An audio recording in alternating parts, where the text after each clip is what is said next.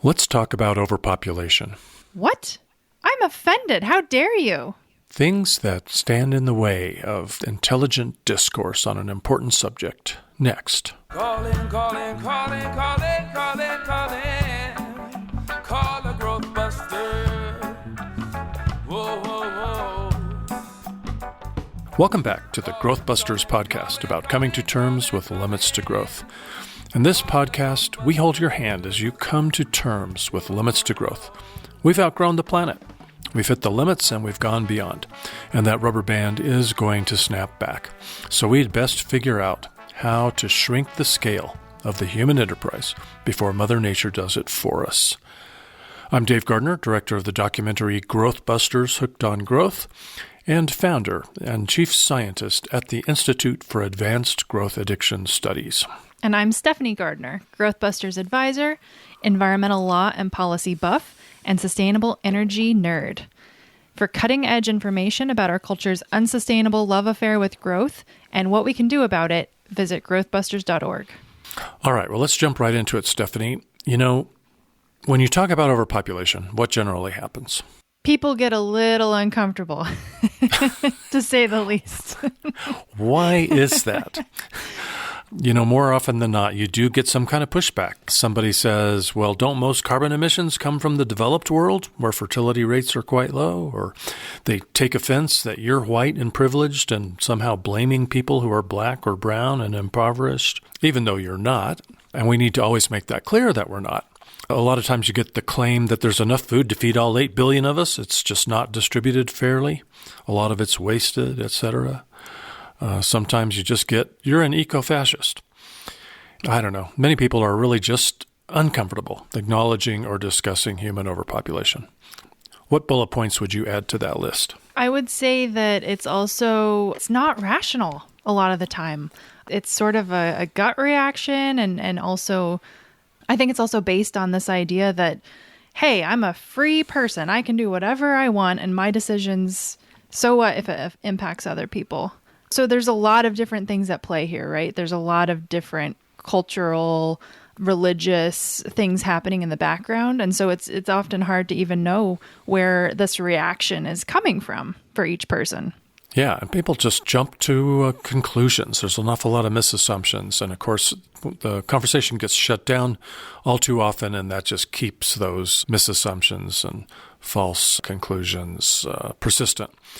And you know, I feel like we talk about overpopulation probably more than we talk about overconsumption, although, you know, every episode we talk about overconsumption because we have our Honey, I Shrunk My Footprint segment, which is all about consumption. But I think, you know, I want to say guilty as charged, and I think it's probably just because that it seems that there's more resistance to having intelligent discourse about that subject. So it needs our help. So here we are. We come to the rescue. You know, and it's really clear that we are overpopulated, and it isn't debatable. You may take exception to that statement, Stephanie. If you do, tell us. But it's not debatable, and yet it continues to be debated, just like human-caused climate disruption was 10 years ago. I'm perpetually perplexed by this question. Why is there so much resistance?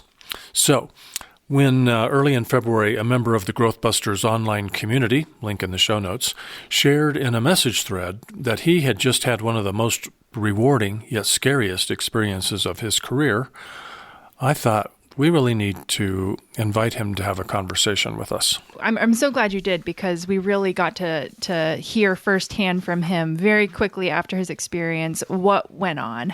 What was it like? And we were able to start talking about what are the takeaways for those of us that are trying to educate folks about the overpopulation challenge and problem. How do we need to approach those conversations given how emotionally reactive it can be? Yeah. So with his permission, I'm going to share just a little bit from his message. And this is from our guest in today's episode, Chris Bystroff, who's a biology professor and director of the bioinformatics program at Rensselaer Polytechnic Institute in Troy, New York.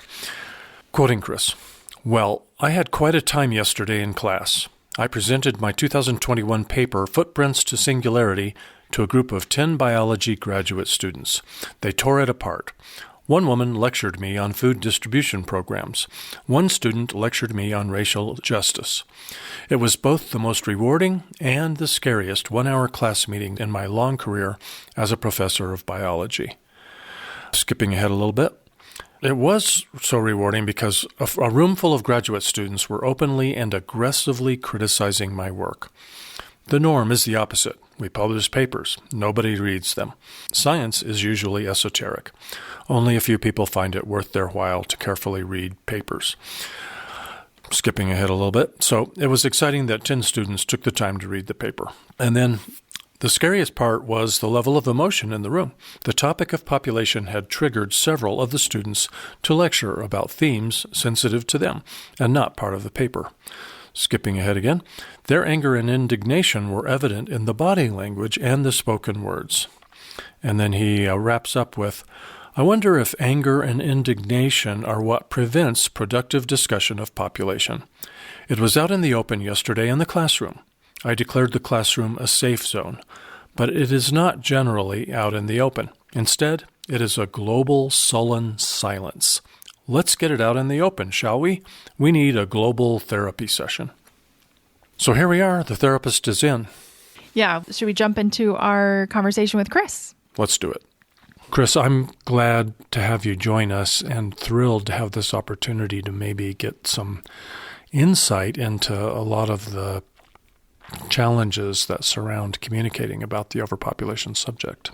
Thank you for having me. This is not my first time. I think this is my third time, but this is a totally new topic. I don't think we've delved into psychology before, but I think that is going to end up being the topic of the day. You want to maybe give our listeners just a little snapshot of why we're having this conversation? What prompted this?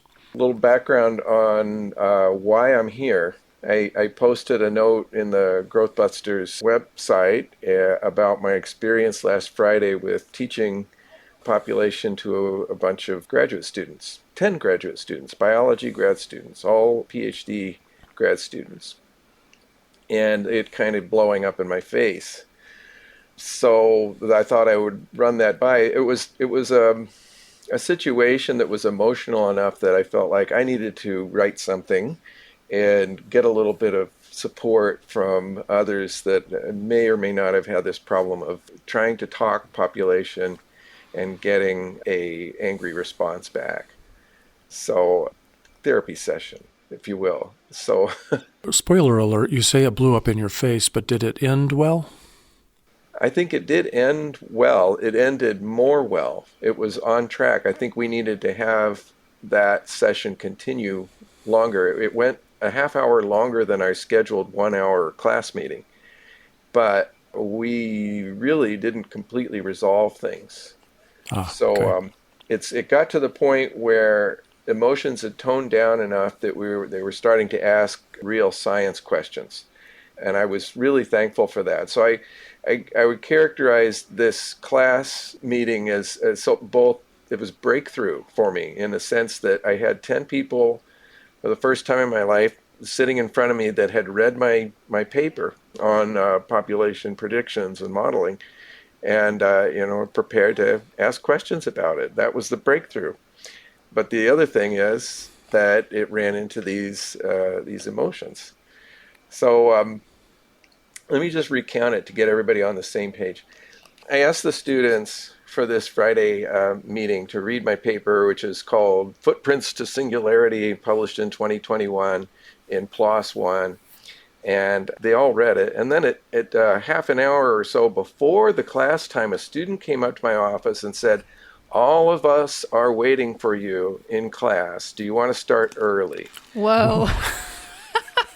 And so I got a little apprehensive at that point. I go, well, what's going on here? And but I did. I went down to the room, and which is just downstairs from my office right here, and then walked in and started up my slides. And the first thing I asked the students is if you all read the paper, and all 10 hands went up in the air. They'd all read the paper.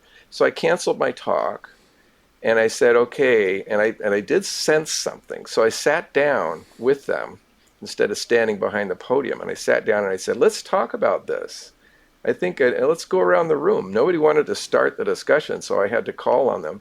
And so I was going around the room, and I got to about the fifth person, and then I saw kind of a look on the student's face. And by the way, I'm going to avoid even gender references, much less names, on these the students. So this student kind of had a funny look, and so I asked the student to go ahead and tell me what did you think?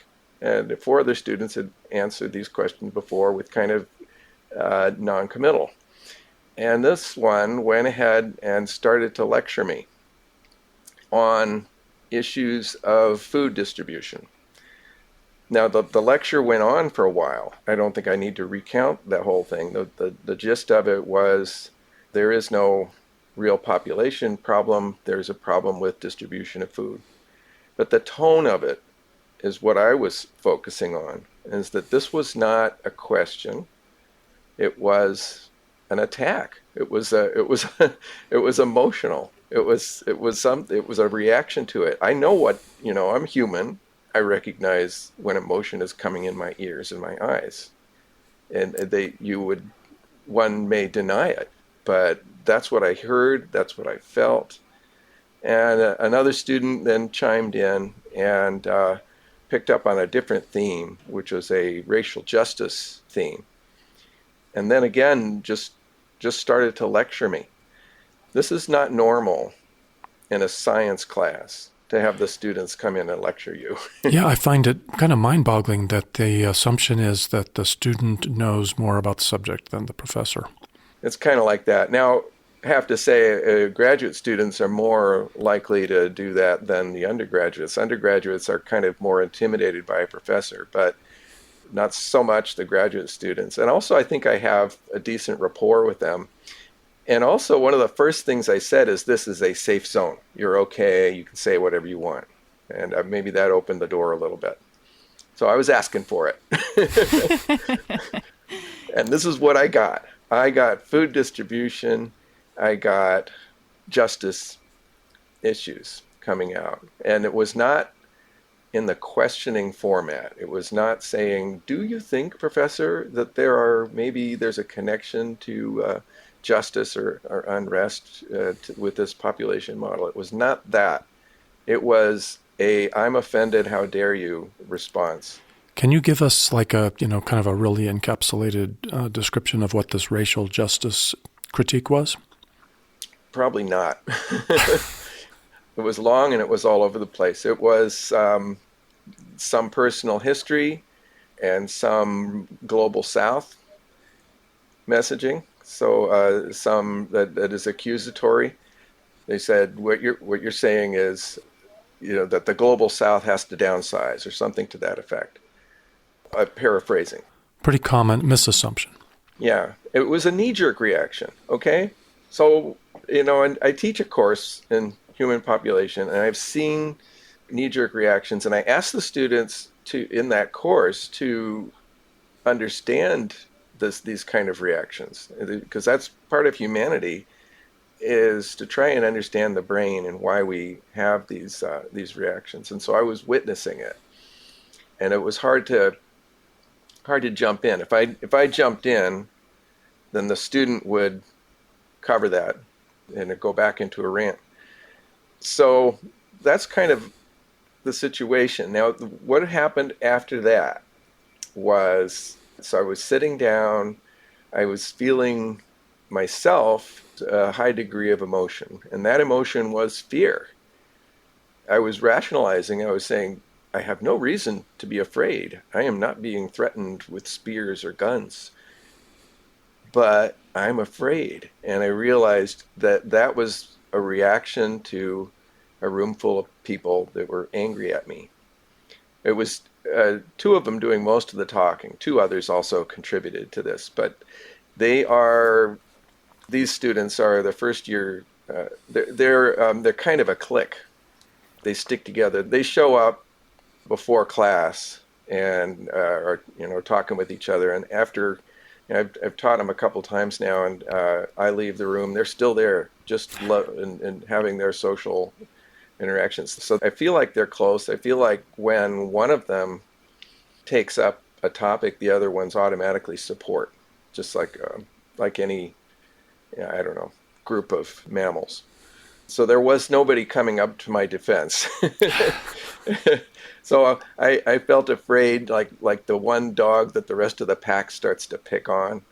And I tried not to show it. I try not to act on it. I'm pretty sure I did not let the fear control my actions and my words. But it was a feeling. So do you think you were experiencing kind of a little microcosm of what globally is shutting down intelligent conversation about overpopulation these days? Yeah, you could easily go there. Definitely. It's not the first time. I mean, I think it's the first time it was this real. I mean, I've done this thing of going to a science, the March for Science, and I went around as a population man asking questions, and I got these kind of knee-jerk reactions all the time. I've posted online, I've gotten knee-jerk reactions online, but in a science classroom setting, this is the first time I've gotten that kind of a reaction. Did any of the 10 students potentially lean toward your point of view or understand your point of view, but maybe they were also afraid of this group, this small group of very emotional students in the room with them? I don't think so. I mean, I think they all kind of stuck together. Okay. So they were standing behind whether or not they agreed. I don't know. Some of them seemed kind of sheepishly, like they weren't going to speak out against the ones who were talking, but they may or may not have shared their opinion. I cannot read their minds. I can only read their faces, and their faces seemed like, okay, I'm staying out of this. That was the half of the room was showing me the face of I'm staying out of this. And the other half was just nodding and saying, yep, I'm with you there. This is injustice, horrible injustice, unfair. So I got this sense of this is unfair. Now, the material I'm presenting here has nothing to do with, I think, a fairness issue. I was talking about a model that's modeling population with respect to time. Yeah, that paper doesn't really propose any policy prescriptions to alter the trajectories, right? No political. The one policy thing, which, by the way, we didn't talk about, the one policy prescription within the paper was save wild nature, because if you do that, you save ecosystem services. Okay. Yeah. We didn't get to that point. I think we were doing too much group therapy and not enough science. So we didn't quite get there. But as I said, toward the end, we were veering towards science. We were starting to get through it. And there's something about emotions that they don't last forever. They eventually kind of wear off, and then people get bored with that, and they say, okay, well, maybe I should ask some more questions. Oh, that explains why Twitter works so well. Well, that's a good point. Twitter restricts you to short messages. People have gamed the system, but if you keep it short, you can't really rant. But you can't get past the emotional into the rational either. Oh, and I see what you're saying. Yeah. Yeah, I was being sarcastic. Well, so we talked about emotions in the end. So the topic changed, and I said, okay, it sounds to me like we have to talk about emotions. Emotions are human. They come from the amygdala. They are controlling of your words and behavior. They are checkpointed by the higher brain. They can hijack the higher brain. The higher brain can tamp them down, and yet it's unnatural and difficult to maintain the higher brain function, that is the rational part of the brain, while there's a whole bunch of this emotion going on underneath. So if you're not trained in that, or you're just not strong enough, then what will happen, usually happens, is the emotion controls what you say. And so that it means it's in that situation, you don't have rational discourse. You have back and forth attack. So there were some students, the ones I said were sheepish, they may have been experiencing the fear emotion. Maybe not having anything to do with my paper, but with maybe not really wanting to get in trouble for speaking out against a professor. That could be a fear emotion. It could also be, I'm speculating, if there's some kind of social connection within the group and they disagree with it, they're not going to express it out of fear because you're going to break some social bonds. Yep. It could also be the disgust emotion. There was a movie about these different emotions. Remember, what was it called? We had these cartoon emotions. Oh yeah, the children's movie, Yeah, I forgot. animated film. I never saw it. Yeah, I think I saw it, but I'm blanking on the name of it. It's like Inside Out or something like that. Yeah. And they had a joy emotion, and joy is the emotion that comes from rational thought. And they had anger, which is this red fiery character. And they had disgust, who was green. Oh, and they had fear, a jittery little character. I don't think they had sadness. I haven't seen it, but I've heard that it kind of fits with psychologists' view of what's actually going on inside the brain. Now, correct me if I'm wrong, but it sounds like you are characterizing this food distribution critique as an emotional response. I mean, it sounds to me like it's an argument over the facts. No, it's how it's delivered more than the content.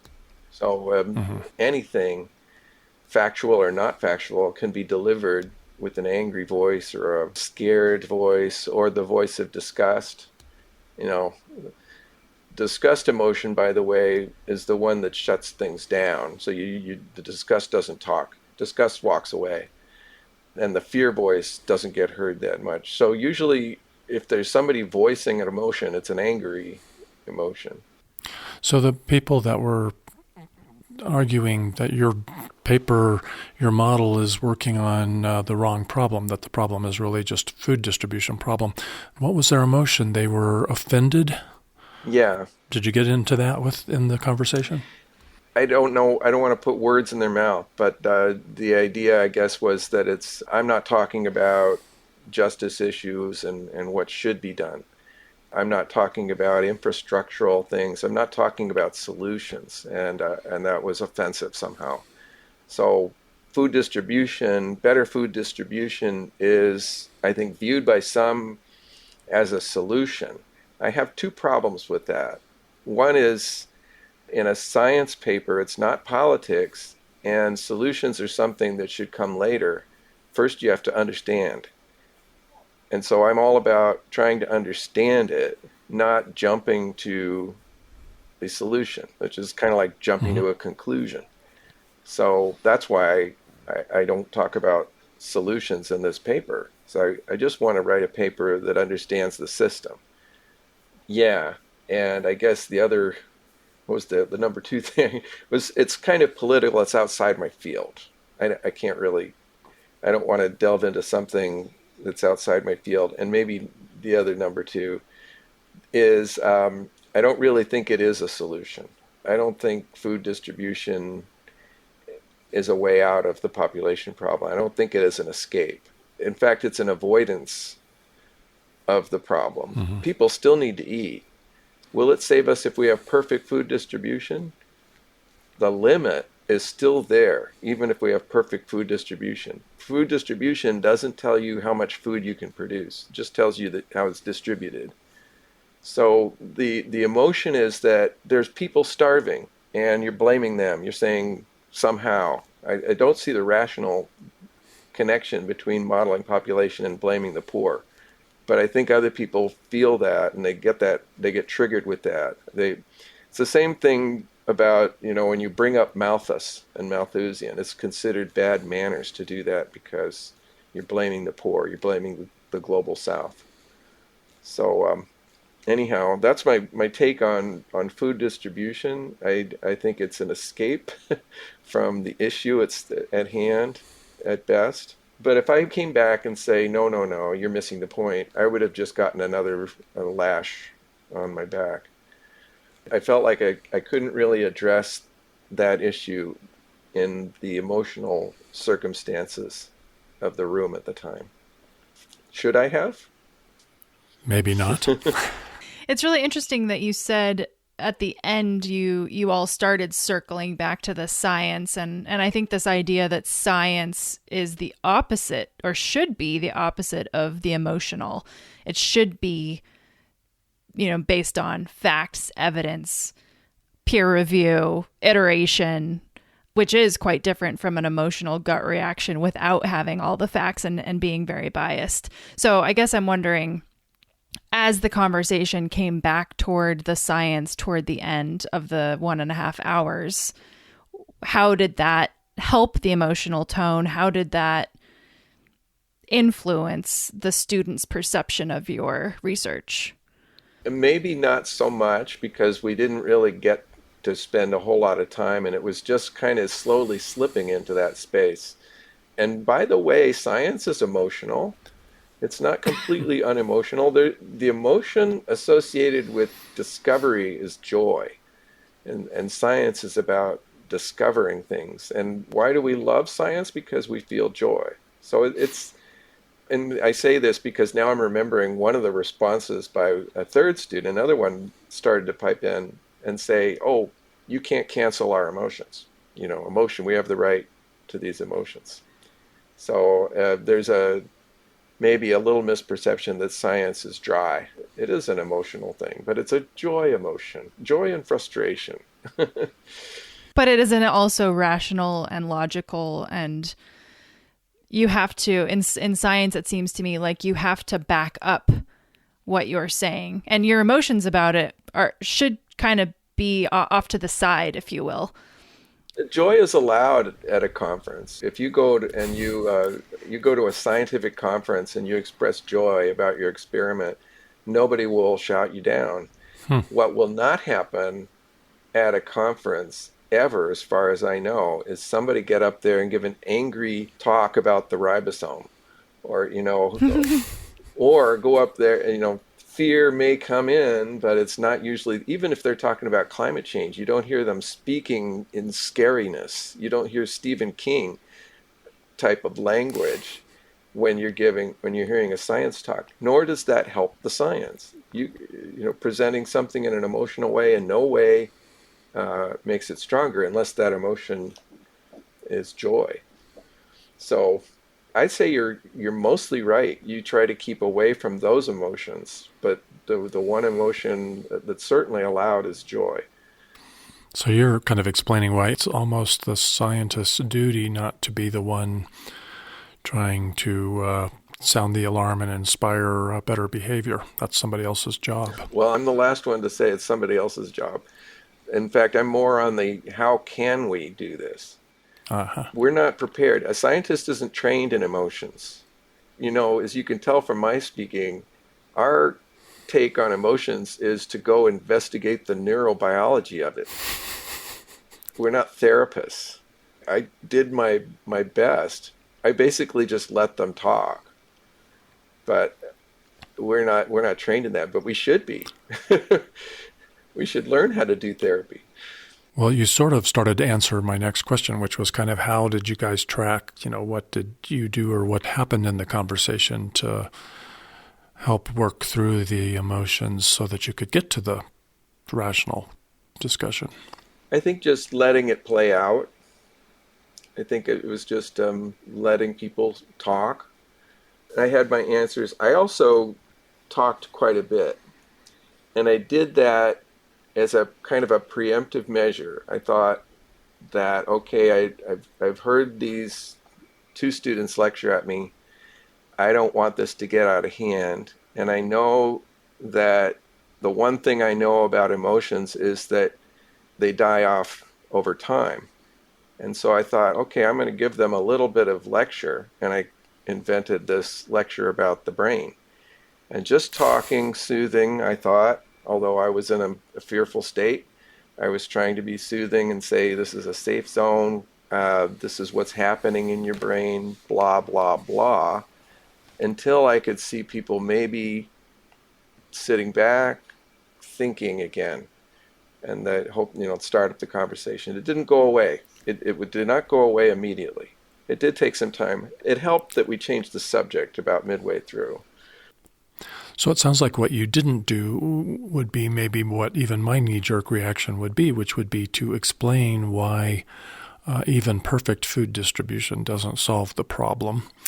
And it would be to explain that this isn't a racially unjust conversation because there's no blame in this paper, and you're assuming that I'm placing blame, but I'm not, and in fact I'm placing responsibility on every human being around the world. But if you had attempted that, I'm guessing, you would have gotten nowhere. I don't know. I wish I could go back and replay it several times and see what would work. What I ended up doing was getting defensive, because when somebody's attacking my model, well, I get defensive. So my answer to the food distribution and the racial injustice issue was that my model doesn't touch on those. It's an aggregate model.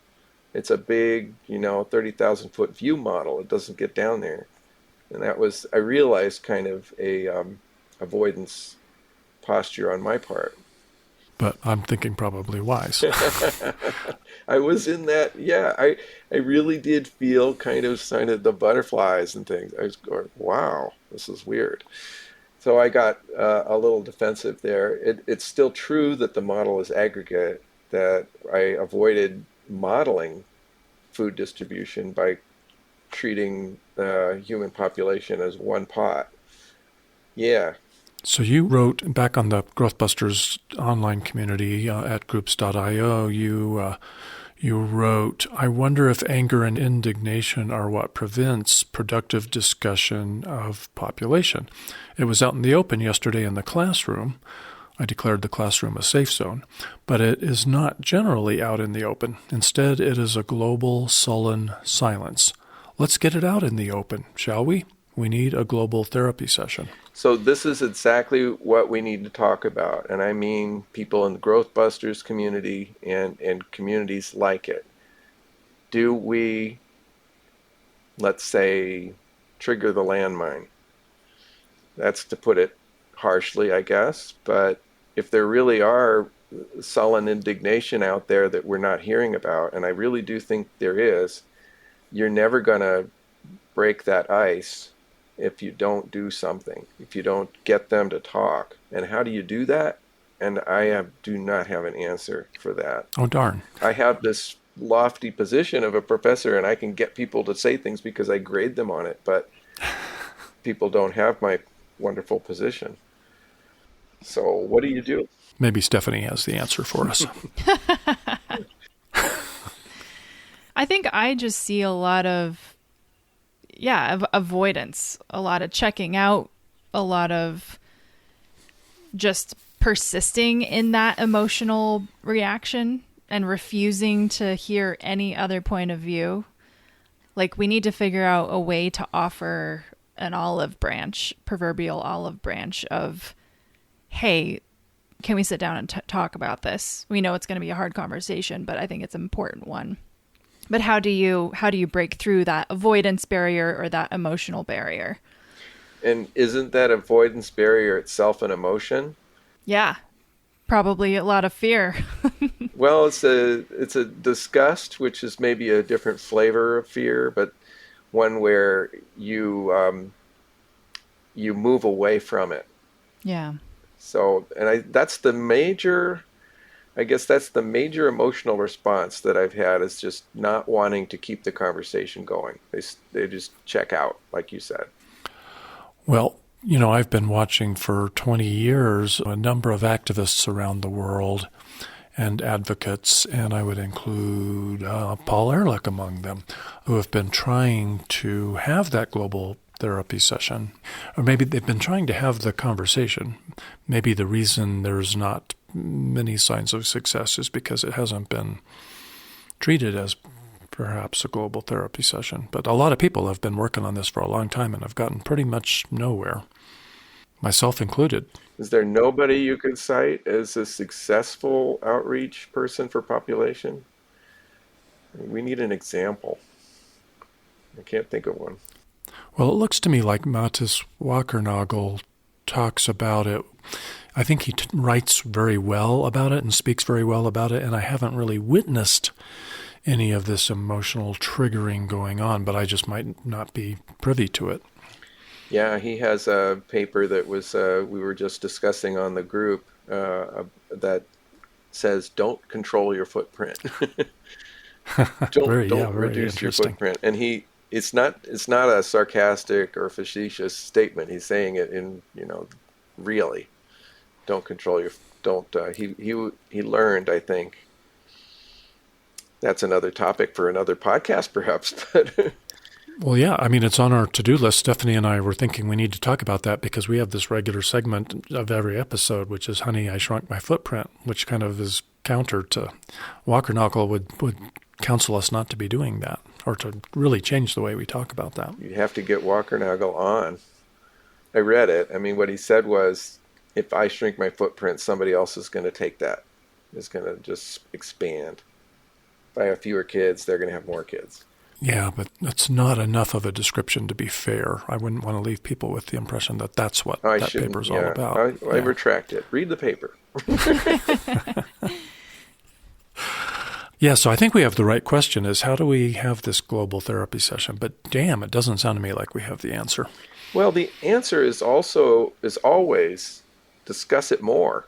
When you find a problem that you do not have the answer for, that's exactly the thing that you need to be discussing more. I mean, that's why we're discussing population, because there's no answer to it yet. Except maybe a contraceptive vaccine. Sorry. Yeah, so maybe we stumble upon it by, throwing mud on the wall and seeing what sticks. Or spaghetti. So the topic changed halfway through, and that was one of the students apparently wanted to change the topic, and one who was not involved in the fight, and said, can we change the topic? I know you're working on a contraceptive vaccine. Can we talk about that?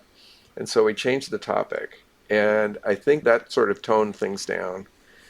There was still a little bit of an angry response to the work on the contraceptive vaccine, and it was some other students. One kind of reacted to the fact that the contraceptive vaccine is only applicable in females. And I kind of said, that's what biology says. You don't have a choice.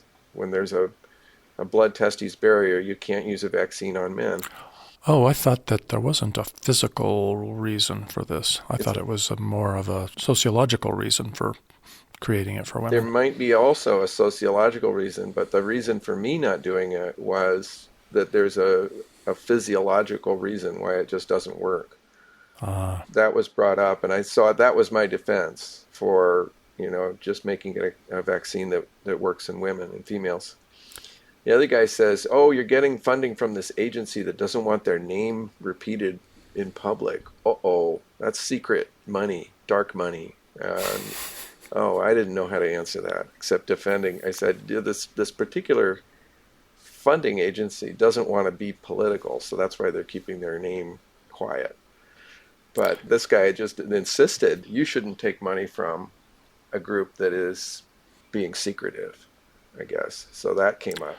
Well, that whole classroom discussion was a really good example of why a funder might want to stay unrevealed.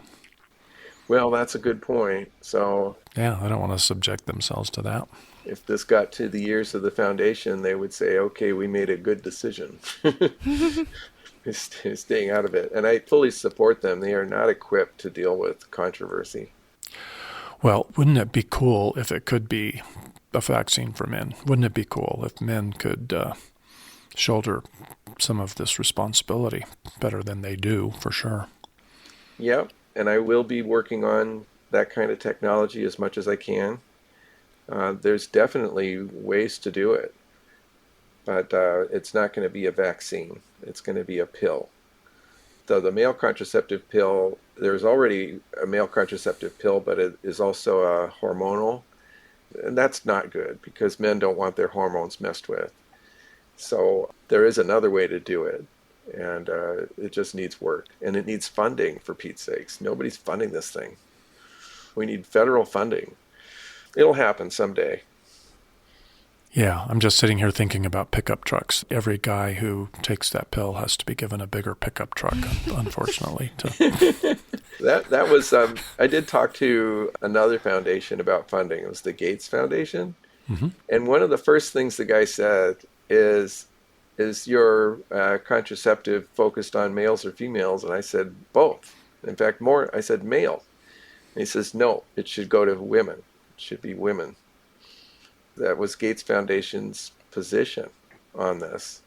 So there's a sociological reason for that that we all know about, is that women are more the ones that define the family size, and men are irresponsible. Yeah, women should be empowered to define their family size.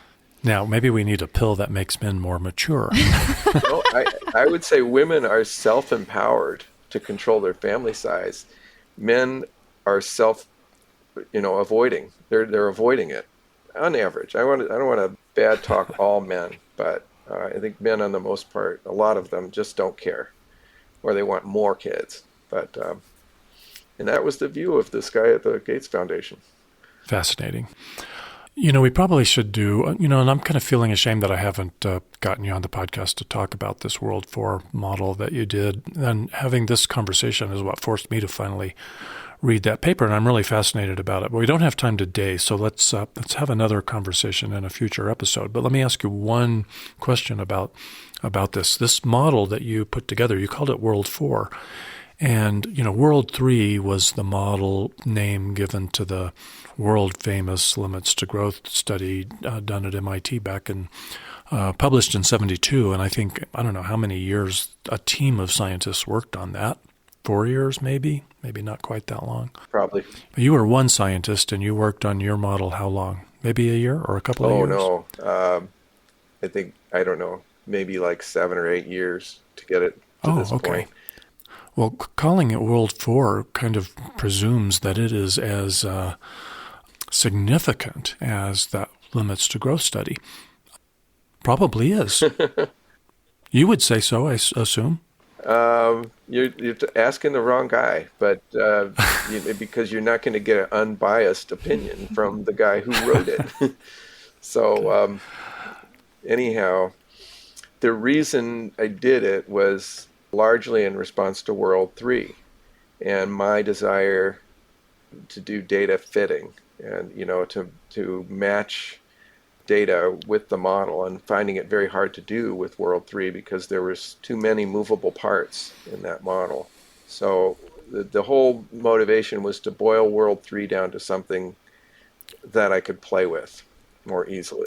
Well, wouldn't you say you were also trying to come up with something better than what the United Nations has been doing in terms of their scenarios? Well, yes. United Nations publishes a logistic model or a demographic transition model for population, which I just disagree with on grounds that there are limits, and these are completely ignored in that model.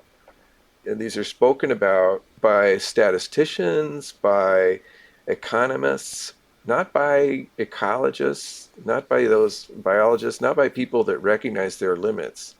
And so they're missing this big component on the end game of population.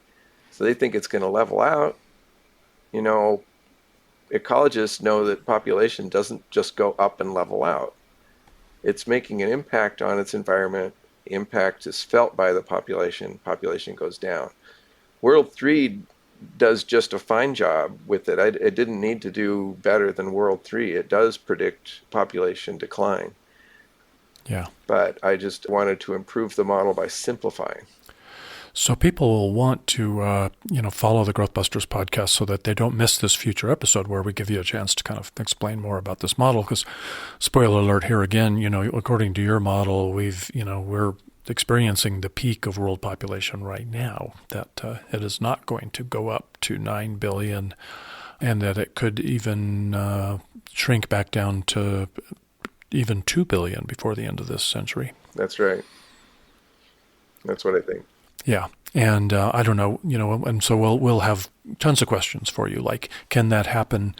If that happens, is there any way that can be elegant or pretty, or is the only way that happens, an ugly scenario. And I'm not asking you to answer that now because we need another whole episode. That sounds like political questions to me, not science questions. Yeah, Chris may not. I'll answer anything. But he might have to take his science hat off. I just answer it with a big fat caveat. But anyway, we'll put a link in the show notes to this paper about the model. It doesn't take you a week to read it, so it's a fairly easy read, pretty fascinating, although I have to admit I kind of skipped over most of the methodology. Yeah, me too. Yeah, you can skip the equations if you want. Yeah, man, way over my head. But anything else, Stephanie, that you want to ask, or Chris, anything you insist on saying before we wrap up this conversation? I think I got it all out of my system. Thank you. I just want to say thanks, Chris. Great to chat with you again, although it's not on a beautiful summer day in Colorado, unfortunately. Oh, yes. I frequent that place. So. But great to chat with you. Thanks for joining us. Good to chat with you, and thank you for having me. It's been wonderful. Okay. So that was an interesting conversation, Stephanie. Somehow I found it unsatisfying, though. I don't feel like we really got to the bottom of it. Yeah, we just started skimming the surface of a very meaty and complex topic. So I understand that feeling. So the quest continues, and we're just going to keep talking about it and making it okay. Yeah. I said in my documentary, Growthbusters Hooked on Growth, my mission in life is to make it okay to question growth. Yep, I think that we're doing the right thing with our podcast, right? I think we're putting it out there. We're bringing educated, thoughtful folks on to talk through this and approach it from that rational point of view that helps wade through some of the emotional reactions so that people do get the non-debatable facts. And, that we are in overshoot, and population is a huge part of that we just can't ignore. So we'll just have to keep doing what we're doing. I guess so. Chris said it really well. He asked, do we trigger the landmine? How do we break the ice? Because these are my words. If we don't discuss it, then the myths and the misassumptions persist. Well said. What's next? Listener feedback? Yeah. What's appeared in our inbox or our hotline since the last episode? Some really interesting stuff. In fact, something just came in this morning that I haven't even had a chance to share with you, Stephanie. So let me surprise you with that. Ooh, I love being surprised. I got a notification from Medium that there was a comment on one of the essays that I had published. And this was actually a comment to a piece that I wrote back in October of 2020 called You Deserve the Truth About Overpopulation. And we'll put a link in the show notes. And I kind of skimmed that piece this morning, and, I got to say it's brilliant. It just is. Congratulations on being brilliant, Dad. And I'm pretty sure that it's a part of our Ending Overshoot publication on Medium. If you're not familiar with it, you should look for Ending Overshoot on Medium, and when you get a chance, read every essay in that publication. And we continue to add new ones when somebody has another moment of brilliance. But anyway, the comment that came in just this morning was, this is really important content. Sorry it took nearly 3 years for someone to say so. Thank you. And so I was thinking, what's that 3 years about? Well, the 3 years is that there weren't any comments. This was after 3 years after you published it. So here's the first comment 3 years after it was published, or almost 3 years. I found that a little bit shocking too. Wasn't that much applause for the piece either. And I think that just speaks to, the people's, being uncomfortable about the subject and not looking for intelligent writing about it. Then I also noticed that this same commenter commented on a more recent piece that I wrote called I'm Thankful Smart People Are Telling the Truth. And it's interesting, that piece for some reason has gotten some attention and caught fire, and so it's got like 933 applause reactions and 25 comments. Wow. So we'll put a link in the show notes to that too. But the comment to that was, and this is interesting, I think you'll feel, I feel like I just stumbled into a room where people are talking about my concerns in more advanced language. All ideas you are sharing are completely consistent with a lot of deep reflection on my end. So there you go. That's great. That's great that there are folks out there that are maybe enlightened about this topic on their own, just based on what they're seeing and their experience in the world, and they're finding that there is a community. So that's great. And I guess this is also a good time to remind people about the groups.io Growthbusters community. I finally myself joined. Yeah, I noticed. Thanks. Since the last podcast. So I've been following along the discussions in there. So there are people out there that if you want to connect and join the community to not feel so alone sometimes. Yeah, we'll put a link in the show notes, and you can just go to groups.io and search for Growthbusters. And, it's a real common comment I get from people after they watch the documentary Growthbusters Hooked on Growth is that, wow, I was thinking these things, but I didn't know anyone else was thinking that this whole perpetual growth fantasy is such lunacy. In the interest of making the segment too long, there still were some other good pieces of listener feedback I want to share. One was a comment to episode 57, which was a while ago. And the title of that episode was Overshoot, World's Best Introduction. And this comment was made on YouTube because the podcasts do get published on YouTube. And Nick wrote, wow, you would really think that you would have had a couple 100,000 views with the catastrophic effects of the abuse of our planet's ability to sustain its diverse life systems. And then he came right back and wrote a second comment. Let's make it 2 responses. This is pathetic. Where is everyone else? Are we alone? And I thought that was humorous in a tragic kind of way. Yep. We got an email from Tom in Dallas. He wrote, "You've got my vote." This must be in reference to your potential plans to run for president in the next general election. Yeah. He wrote, "You've got my vote. The tongue-in-cheek aspect reminds me of Jimmy Kimmel's run for vice president during the 2016 election. He was campaigning as a pick for VP under either Trump or Clinton, running as, quote, a good, solid number 2, end quote.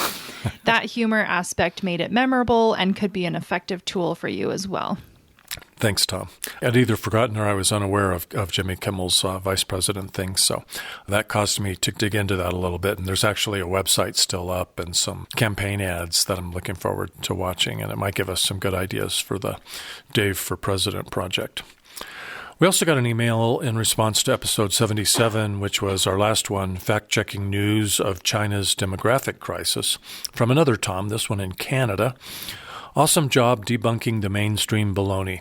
Hopefully more people will turn off the corporate-controlled propaganda feed and listen to more podcasts like yours, Lex Friedman, Russell Brand, etc. It's a horse race, that's for sure. Thank you for the inclusion. Hats off to you all. Quick editorial comment. I'm not sure Russell Brand. I don't think it's a compliment to be put in the same bucket with Russell Brand. I have some questions about that guy. Anyway, and let's see. He goes on. Here are a few gems I've listened to recently. As the TED slogan goes, ideas worth spreading. And he did give us links to 3 interesting films and YouTube videos, and we'll put links in the show notes because these look like they might be worth sharing. He continues, rarely does a day go by where I don't think of Al Bartlett's brilliant presentation, and the irony of a bored-looking student half asleep at the beginning of it cracks me up every time. SOS. And he includes a link to the video that he's referring to called Al Bartlett Growth and Sustainability Lecture, October 27, 2013. We'll put a link in the show notes to that too. Al Bartlett, rest in peace, was pretty much a world-famous physicist at the University of Colorado right here in my state of Colorado who really had a great lecture that he went all over the world to deliver to students about exponential growth. Yep, would definitely be worth watching. All right, and lastly, we got an email from Kent in Colorado. He wrote, "We always enjoy your postings and couldn't agree more with your take on China's demographic crisis. And then there is India. A personal footnote. As you undoubtedly know, India is about to surpass China in population. We began our foreign service career in New Delhi in 1965. Delhi's population then was just under 3 million, and even then, the press of people was often staggering. Today, Delhi's population is pushing 33 million. The country itself has gone from just under 500 million in the late 60s to almost 1.5 billion today. They do go on to acknowledge that the Indian government actually made some terrible mistakes back in the 60s and trying to do a major family planning campaign, which that alone isn't a bad idea. And they even used billboards, apparently, but unfortunately, they also relied on forced sterilizations of lower castes and Muslims. And it was a disaster and a bad example of efforts to rein in rampant population growth. And I just want to say thanks, Kent, for the email. And nowhere in this email does Kent blame the people of India, okay? Because there's not enough intelligent discourse about overpopulation. Some people have a tendency to jump to the conclusion that if somebody brings up overpopulation in China or in India, for example, that they're blaming, people who aren't white for overpopulation. And no, he's just stating facts. Mm-hmm. These are facts. And as we say here at Growthbusters, overpopulation is a problem around the world. Everywhere, not just China, not just India. It's a big problem in the United States, in Europe, in Australia, around the world. And everyone around the world has a role to play in solving it and a responsibility. Well said. Well, we love hearing from our listeners. Please do continue to write to us. You can email us at podcast@growthbusters.org. You can also leave a voice message at our hotline, which is at 719-402-1400. And we'll try and share the most interesting feedback on our next episode. Moving right along. Time now for Honey, I Shrunk My Footprint. And I'm excited about it because I have an outstanding one for you today. Oh, I can't wait to hear. I can't wait to hear what new, weird, little nuanced thing you've come up with. You're going to be disappointed. It's not that quirky. Oh, you're going in a different direction this time. Yeah, but maybe it's heroic. But here's my tale. So we're expecting snow today. We've been getting snow about every 7 to 10 days all winter here in Colorado. So I've definitely been shoveling snow. And a few years ago, I bought a very good, high-quality snow shovel that should last a long time. And it's lasted a few years, but the last time I was out shoveling, it's made of plastic, the blade. You can't really avoid that these days, and actually that makes it a little more lightweight, which is helpful.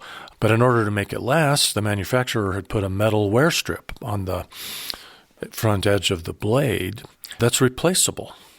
So that wear strip finally popped off last time I was shoveling, and so I thought, okay, this is a great shovel. I'm not going to buy a new snow shovel. I'm going to replace the wear strip. And the reason this is important is because we've got a throwaway society, and the typical response, I'm sure, would be to just throw away that snow shovel and go buy a new one. Most people are not going to be bothered to seek out a replacement part, order it if they have to order it, and then install it on that snow shovel. Mm-hmm.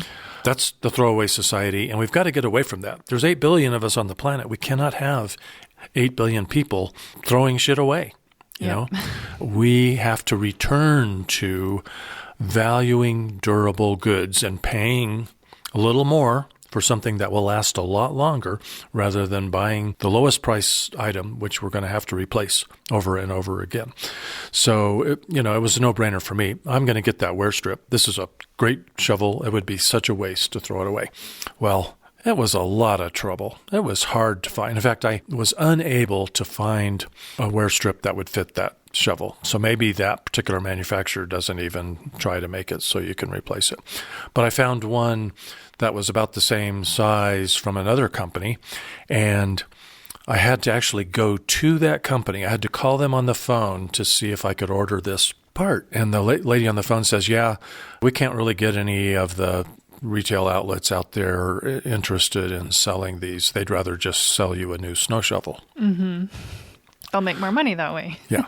So instead of a $30 snow shovel replacement, I got a $10 blade. And you know what? Because the old one was riveted on, I had to spend about an hour last night putting this new blade on so I'd be ready for today's snow.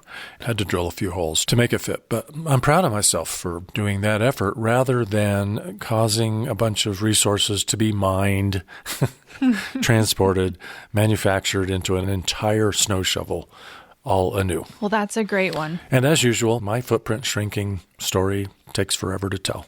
Yeah, but this was not as quirky. You're right. This one was very applicable to a lot of people. Yeah. Stop throwing away all that shit. Let's see. So mine is, I've actually had this for a while, but I bought a camping fork. I think it's actually a spork, a spoon, and a knife that all kind of comes together. And I think it's made out of some sort of hard molded plastic.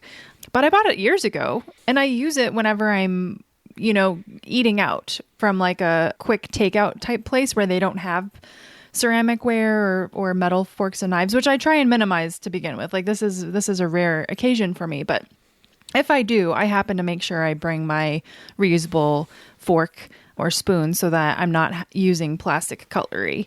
Bravo. And so I've used it several times in the last few months. One time was a little funny because I was meeting up with a friend and they had food trucks.